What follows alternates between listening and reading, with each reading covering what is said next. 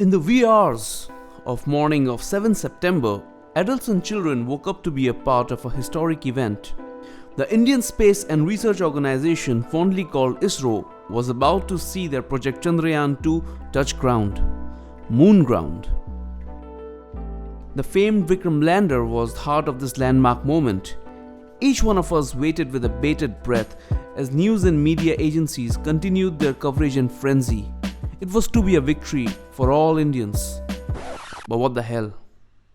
When Vikram lander lost communication with orbiter of Chandrayaan 2, Indians lost their own tryst with modern independent history. It was a chance for India to occupy a global narrative for more altruistic reasons, something other than charges of economic slowdown and rise of a majoritarian religious right wing. While the global community and Indians were sympathetic towards ISRO's valiant efforts, the space organization itself deemed it a colossal failure. Currently, the Vikram lander has been located by the orbiter and the efforts are underway to establish communications contact. The story has dominated much of the front page news for a while now. Amid all kinds of stories of economic and cultural catastrophes, the NRC and the CAA, an impending war and so on, Indians were still clamoring to read about what went wrong on the moon. They wanted to know all that they could. More importantly, they wanted to understand. Which really brings us to the question, why are Indians so obsessed with the cosmos? ISRO's history is a colorful one, with its seeds sown as early as 1925 during British Raj occupation over India. Pioneers like S.K. Mitra, Meghnad Saha and C.V. Raman pioneered the development of space sciences in India. In 1945, Vikram Sarabhai and Homi Bhabha established the TIFR. This set the stage for Pandit Nehru to instate the Indian National Committee for Space Research as early as 1962. Now, isn't that fascinating? How does a country grappling with the after effects of colonialism still promise space research and exploration as a part of its official budget policy? Take a look at these facts. INCOSPAR was founded in 1962. Now, in 1962, India's literacy rate was barely 13%. India's GDP was 7% that of USA and half of UK's GDP. India's per capita GDP was only 3% of USA's and only 6% of UK's. India's defense spend was 1.5% of the GDP. It is one of the lowest spends in modern India's history. It also is the year Sino-Indian War took place toward the end. In spite of challenges in economy, geopolitics and quality of human life indices staring at the Indian government, space research and exploration was given a prominent position. This obsession with space and larger cosmos is not a modern phenomenon. Ancient Indian literature boasts of a long list of astronomical works. There are standard handbooks on astronomy in Sanskrit called Siddhantas. There are 5 of them as per the popular consensus. First one is called Surya Siddhanta, that is, the Siddhanta of the Sun, composed by Lata. Second one is called Vashishta Siddhanta, so called from the stars of the Great Bear, composed by Vishnu Chandra.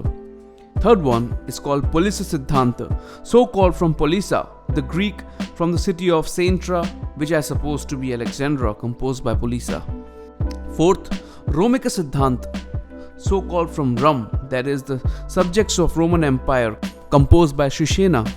Fifth one, Brahma Siddhanta, so called from Brahman, composed by Brahmagupta, the son of Jishnu, from the town of Bhilamala between Multan and Alivara. Legend has it that the authors of each of these books draws from one and the same source, a legendary book called Petamaha. There are many other prominent works like the Pancha Siddhantika by Varamira. Other influential astronomical treatises are Aryabhat's Ardharatri Kapaksa and Brahmagupta's Khandakhandyaka.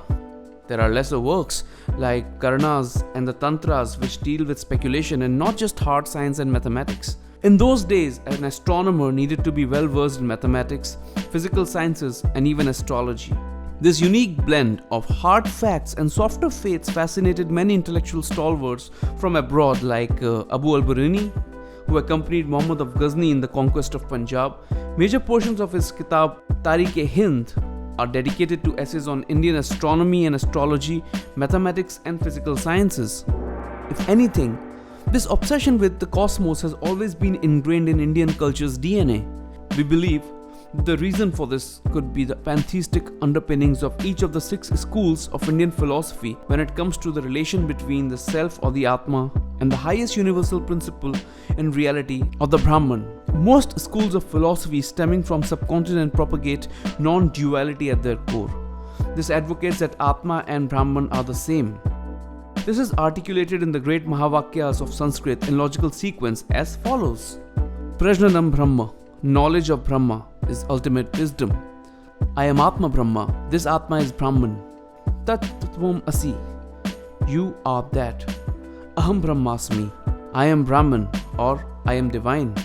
There is another underrated Mahavakya from Sanskrit literature which can further help us understand the Indian obsession with the cosmos. Yat Pind Tat Brahmande, its meaning, whatever is inside is also outside.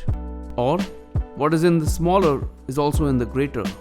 Whatever is in the microcosm is also in the macrocosm. This is eerily similar to the Latin phrase from Emerald Tablet or Tabula Smagadina, rooted in Hermetica or Hermetic philosophy, as above, so below.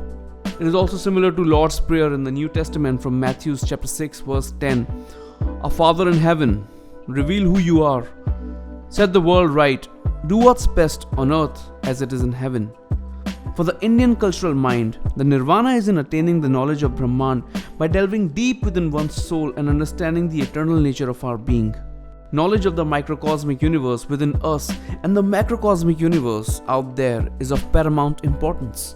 When Krishna revealed his true form to Arjuna in Bhagavad Gita, showing how the universe and all of the infinities contained within his limited finite being, Arjuna was convinced to heed the words of wisdom and take to war. This is the metaphorical truth between the Krishna reveal. Along these lines, the Indian cultural mind's soul cannot attain moksha without understanding the microcosmic represented in the hearts of each of its individual members like us. But this process of cultural nirvana is incomplete without the understanding of the universe itself. Space exploration is at the heart of this endeavor. The Chandrayaan 2 debacle may be a failure, but it's just one of the many steps we Indians have taken throughout our rich cultural history towards the final frontier.